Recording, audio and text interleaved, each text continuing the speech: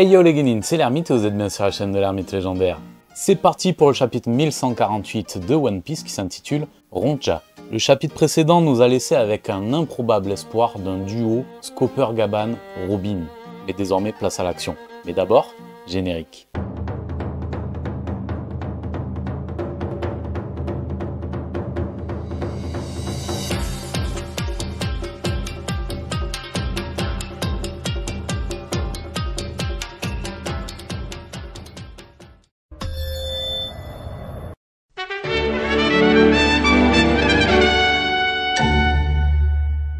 Comme d'habitude, le maître nous gâte avec une belle illustration du périple de Yamato. Je m'émerveille à chaque chapitre devant le génie d'Oda, car le mec continue d'avancer ses pions l'air de rien avec ses illustrations, et en vrai ça fait avancer l'histoire. Nous retrouvons ici Yamato sans trop de surprise. Celle-ci s'en va poursuivre son périple. Objectif, la province d'Akumai pour remettre un chapeau confectionné par Otama à Kawamatsu.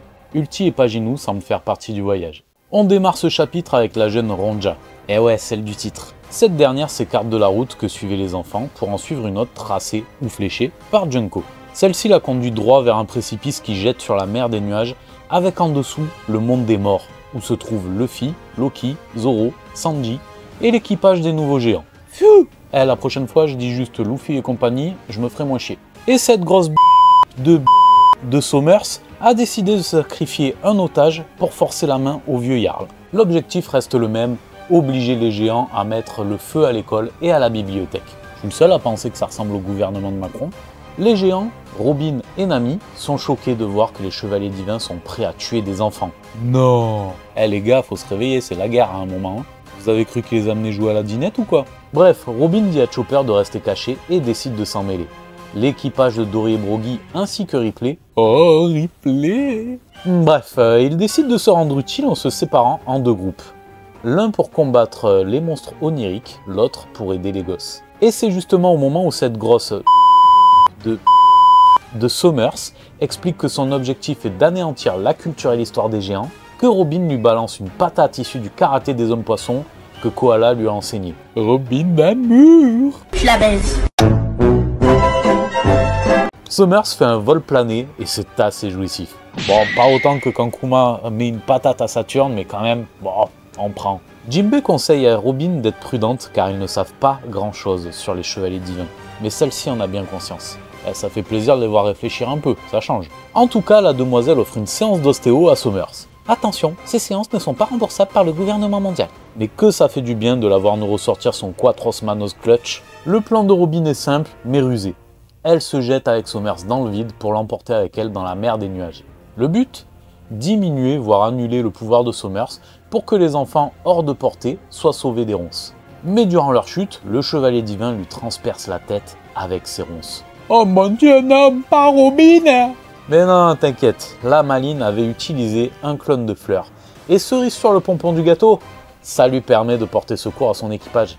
Bon, malheureusement, le pouvoir de Junko l'empêche de les libérer. Il est vraiment cheaté ce pouvoir. Sommers, quant à lui, a évité la chute en se retenant grâce à une ronce. Il demande à Junko de faire parler Ronja en espérant forcer la main au géant. Et contre toute attente, la petite a des burnes. Ah ouais, elle est sévèrement burnée la môme. Elle explique que l'école et la bibliothèque lui ont appris énormément, tout comme ses enseignants, et que leur perte ne vaut pas sa vie. C'est beau! Ému aux larmes, le vieux Jarl ordonne à Ange de mettre le feu au bâtiment. Et vous n'êtes pas prêt pour la double page finale. Sommers remonte et entrave Robin avec ses ronces. Manque de bol pour lui, le dévoreur de montagne entre en scène en lui coupant un bras qui ne semble pas repousser. Et c'est au moment où cette grosse de Sommers lui dit que ça fait un bail, que Scopper-Gaban le pourfend de sa hache sans même lui proposer un verre. Et voilà, fin de ce chapitre. Et franchement, il y avait à boire et à manger, ça faisait le café, on s'est régalé. J'ai vraiment passé un bon moment.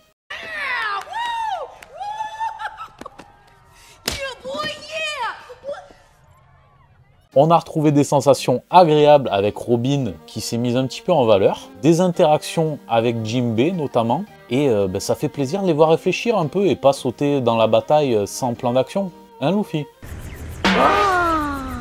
Cette fin de chapitre soulève néanmoins quelques questions me concernant. Déjà, est-ce que Sommers y est passé? Je pense pas qu'il soit mort. Honnêtement, ça me paraîtrait un peu facile vu ce que Junko a encaissé juste avant. Donc non, très clairement, il est encore en vie, c'est obligé. Mais il a peut-être pris des dégâts. Dans quelle mesure? Ça voudrait dire très probablement que Scopper Gaban possède le Haki des rois, ce qui ne me surprendrait pas du tout en fait. En tant que bras gauche du roi des... J'allais dire du roi des démons, du roi des pirates. Bon, voilà. C'est un petit peu normal qu'il maîtrise ça, hein, c'est la base je trouve. Mais bon voilà, quels sont les dégâts que Sommers a encaissés? C'est la première question. Deuxième question, ben ils semblent se connaître avec Gaban. Donc qu'est-ce qui se passe? Ils ont pris un coup ensemble? Il y a une petite ressemblance. Est-ce que ce serait des frangins? Non, j'en doute aussi. Bon, en tout cas, j'ai hâte d'avoir les réponses dans le prochain chapitre.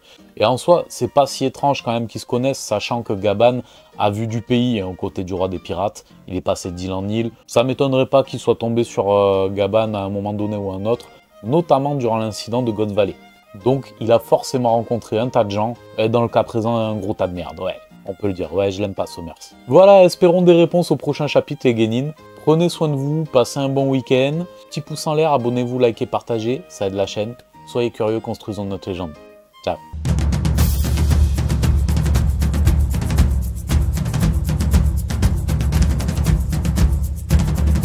Tu t'es abonné?